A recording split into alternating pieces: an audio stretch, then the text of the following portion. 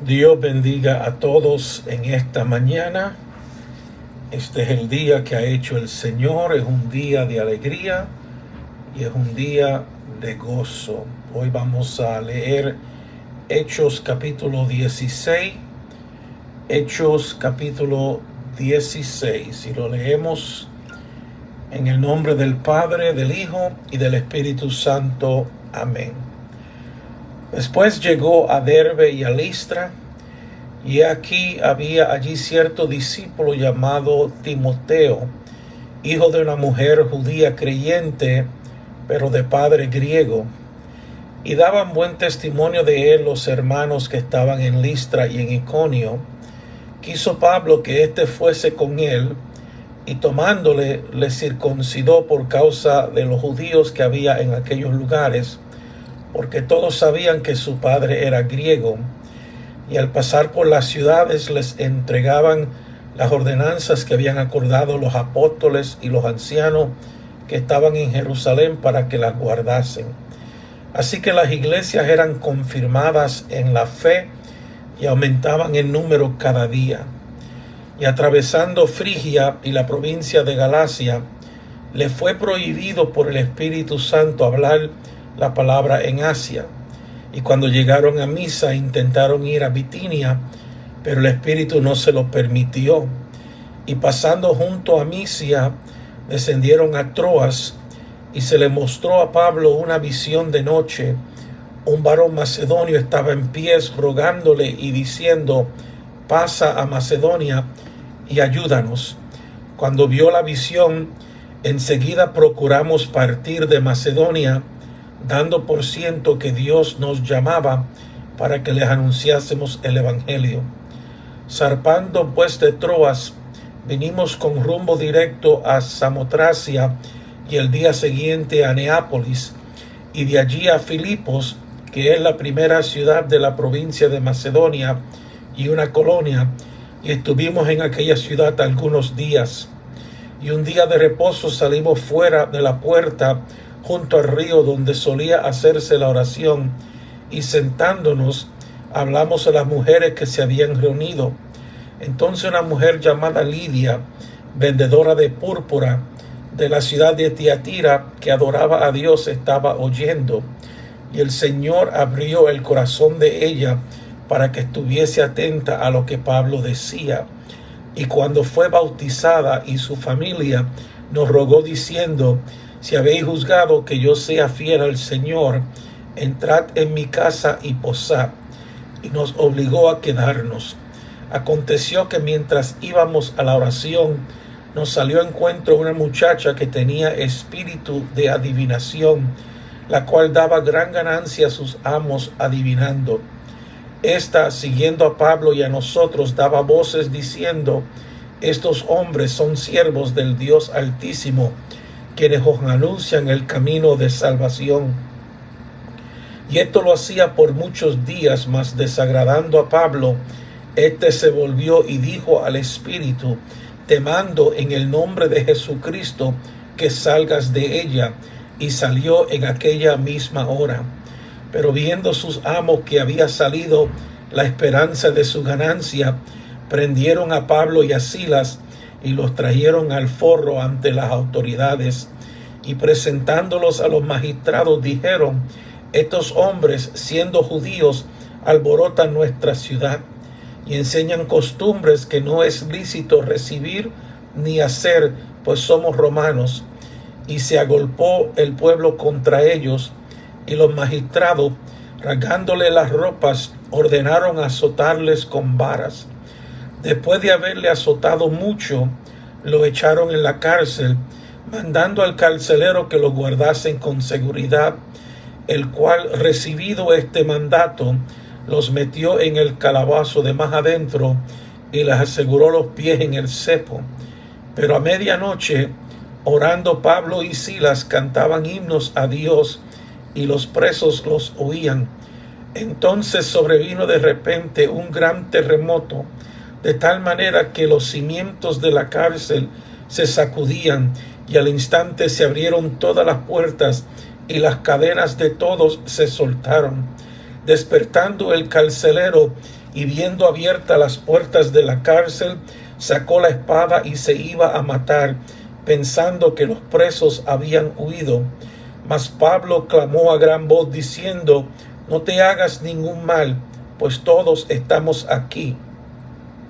Él entonces, pidiendo luz, se precipitó adentro y temblando se postró a los pies de Pablo y de Sila, y sacándolo les dijo: señores, ¿qué debo hacer para ser salvo? Ellos dijeron: cree en el Señor Jesucristo y serás salvo tú y tu casa. Y le hablaron la palabra del Señor a él y a todos los que estaban en su casa.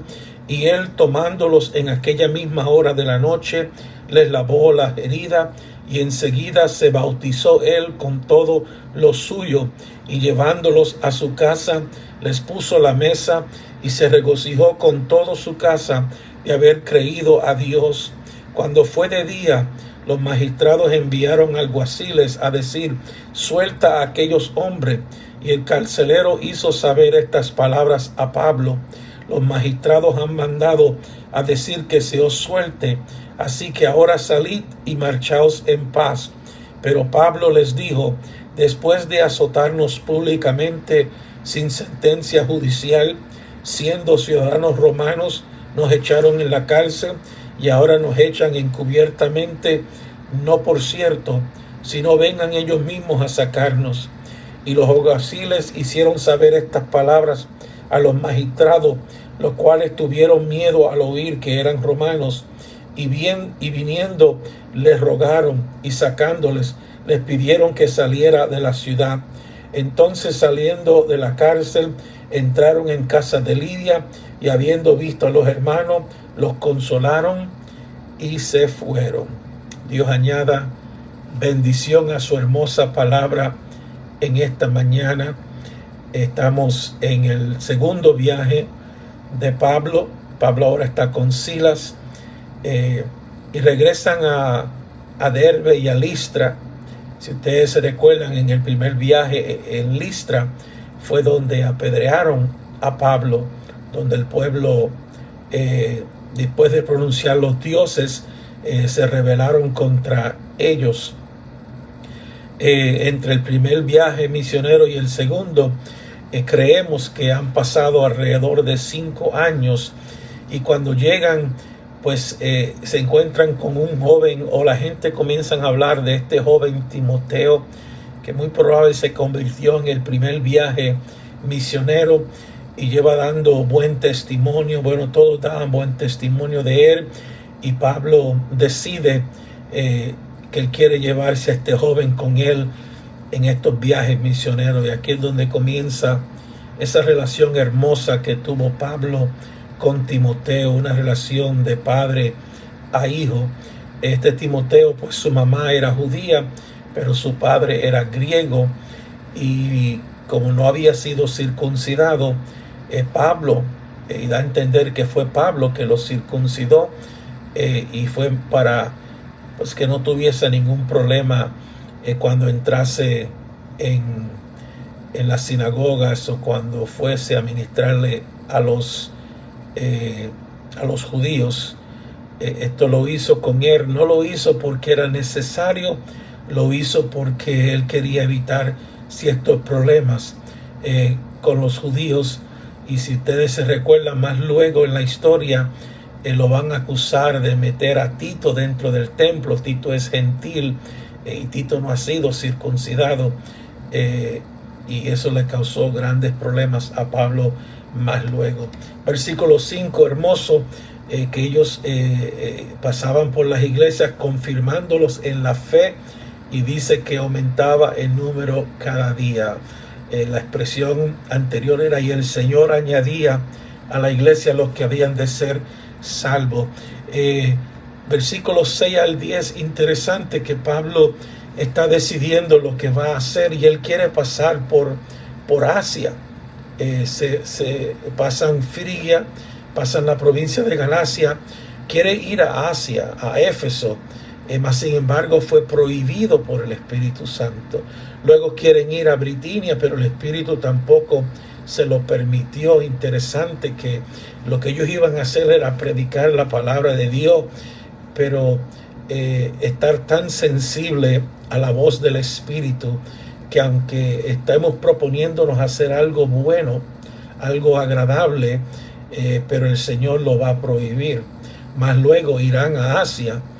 Lo que quiere decir es que ahora no es el tiempo, no era el tiempo del Señor para ir a estos lugares. Pasan de ahí, descienden a Troas, y mientras está allí Dios le muestra en visión cuál es la próxima tarea, hacia dónde deben continuar. Ahí es donde aparece un varón macedonio, un varón griego, en pies, diciéndole a Pablo: pasa a Macedonia y ayúdanos.